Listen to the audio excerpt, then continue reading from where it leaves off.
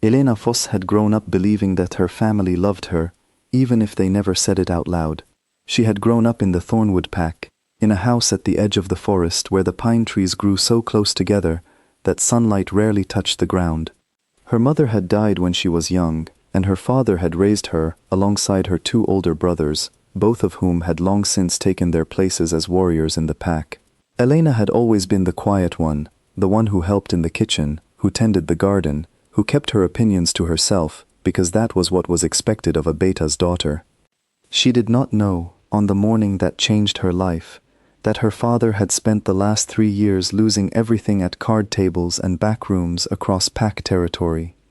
She did not know that the debts had grown so large that the lenders from Blackridge, the rival pack that had fought with Thornwood for 2 generations, had begun sending threats instead of letters. She did not know any of this until her father called her into his study and told her, without looking her in the eye, that she was to be married by nightfall. Married, Elena repeated, the word feeling strange in her mouth. To who? Her father shuffled papers on his desk, still not meeting her gaze. To Marcus Cade, of Blackridge. Elena felt the floor tilt beneath her. Marcus Cade was a name spoken in Thornwood, the way one might speak of a storm or a wildfire, something dangerous and best avoided. He was known as the enforcer of Blackridge, the one who settled disputes with his fists and his teeth, the one whose reputation had grown so fearsome that mothers used his name to frighten children into behaving. You signed something, Elena said slowly, understanding dawning on her like cold water. You signed a contract, without telling me. Her father finally looked up, and what she saw in his eyes was not cruelty, but a kind of desperate shame that made her feel sick. I had no choice, Elena. The debts, if I did not pay them, they would have taken the house. They would have taken your brothers. This was the only way. So you sold me instead, Elena said. Her voice did not shake, though inside she felt like she was breaking apart. You sold me to pay for your mistakes. Her father did not answer. He did not need to. The silence in the room was answer enough. By the time the sun began to set, Elena was standing at the border between Thornwood and Blackridge territory, wearing a dress she had not chosen, her small bag of belongings held tightly in one hand. Her father stood a few feet away, unable to look at her. Her brothers had not even come to say goodbye.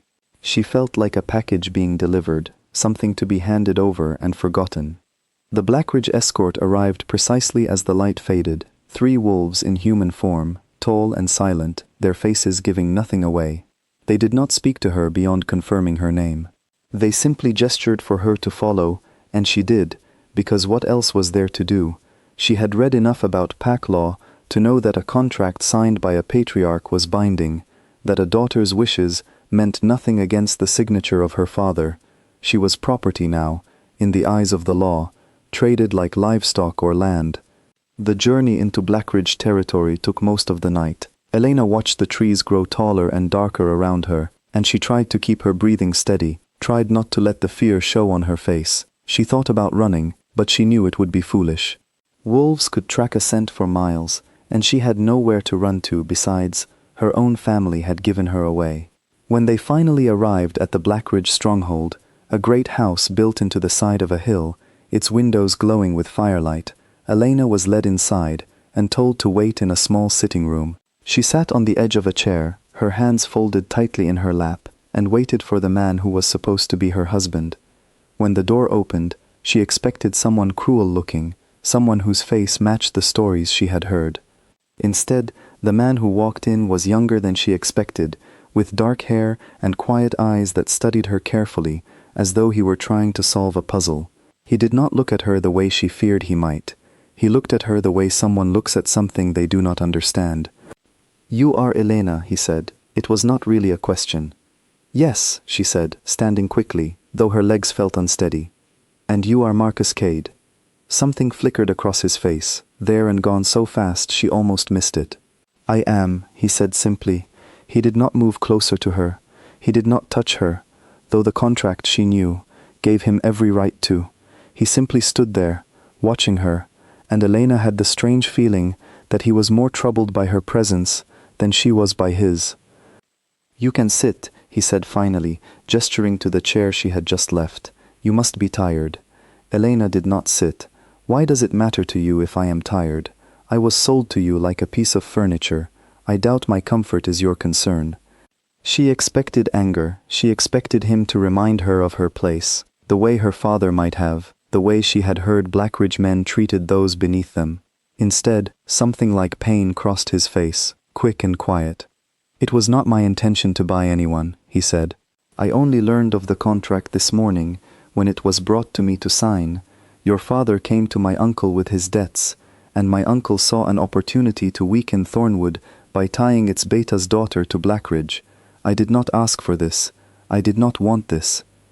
Elena studied him, trying to understand. "Then why did you sign it?" Marcus was quiet for a long moment. "Because if I had refused, my uncle would have found another way to use you, one that might have been far worse. At least this way, you are here, under my protection, and not simply handed to whoever might pay the largest sum next."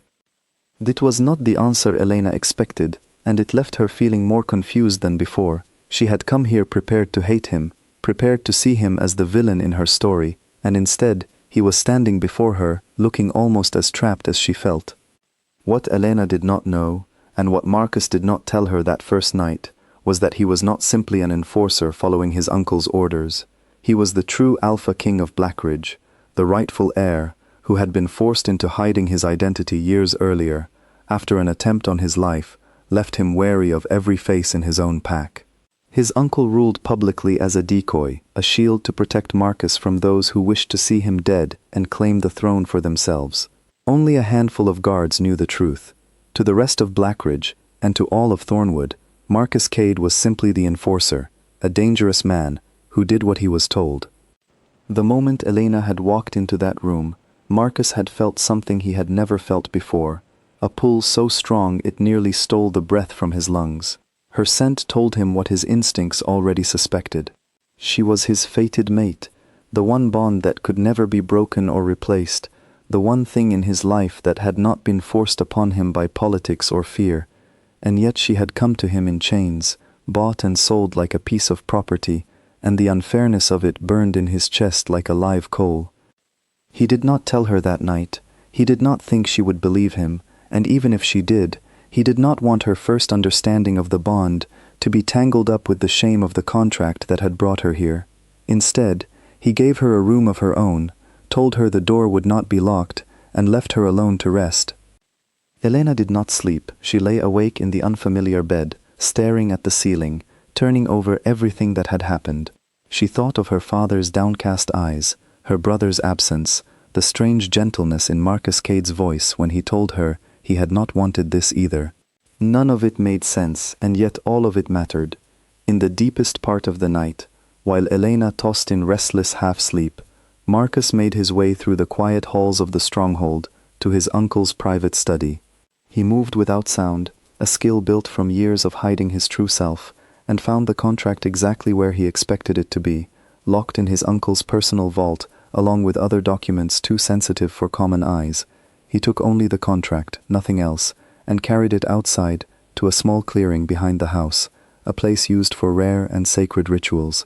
There, with only his most trusted guard as witness, Marcus knelt and called forth wolf fire, a flame that could only be summoned by true alpha blood, a fire that could not be faked, could not be forged, and could not be denied by anyone who understood pack law. He held the contract in his hands for a long moment, looking at his own signature, at Elena's father's signature, at the terms that had made a woman into currency. Then he set it into the flame. The parchment did not burn like ordinary paper. The wolf fire consumed it slowly, turning the ink to smoke that curled upward into the night sky, erasing every word, every claim, every debt. When it was finished, there was nothing left but ash, and with it, nothing left of the contract that had bound Elena to him against her will. "It is done," his guard said quietly. Marcus nodded, watching the last of the smoke disappear.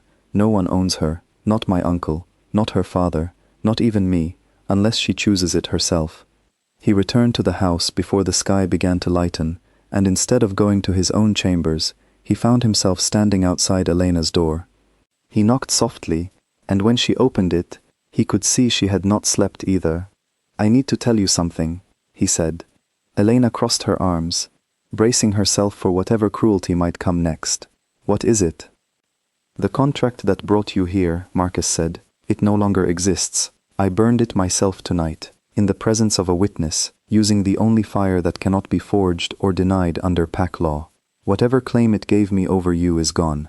You are not obligated to stay. You are not obligated to marry me. You are not obligated to do anything you do not wish to do."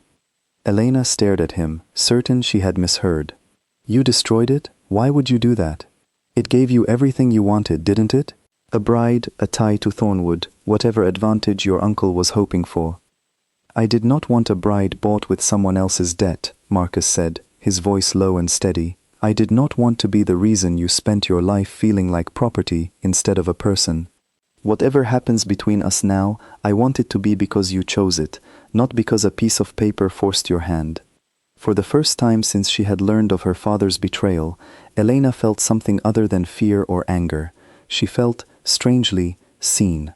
When dawn broke fully over Blackridge territory, Elena's father arrived, exactly as arranged, expecting to finalize the last details of the marriage and collect confirmation that his debts were settled.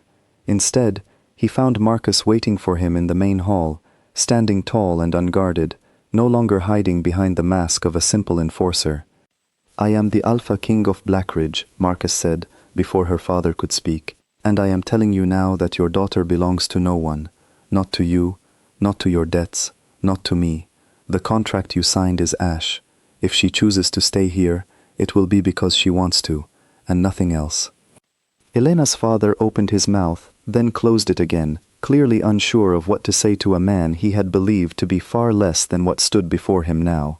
Elena stepped forward, her chin lifted, her voice steady in a way it had not been in days. "Zantens, I am not going home with you," she told her father, "not because he is forcing me to stay, but because for the first time in my life, someone asked me what I wanted instead of deciding for me." She turned to Marcus, searching his face one more time, looking for any trace of the coldness she had once feared. She found none. "I would like to stay," she said, "not as a bride you paid for, but as someone getting to know you on my own terms." Marcus felt something in his chest loosen, a tension he had carried since the moment he first smelled her scent, and understood what she was to him. "Then stay," he said simply, "for as long as you wish, and not a moment longer." As her father turned and walked away, defeated and silent, Elena remained standing beside the man who had burned away the chains meant to bind her, choosing at last something entirely her own.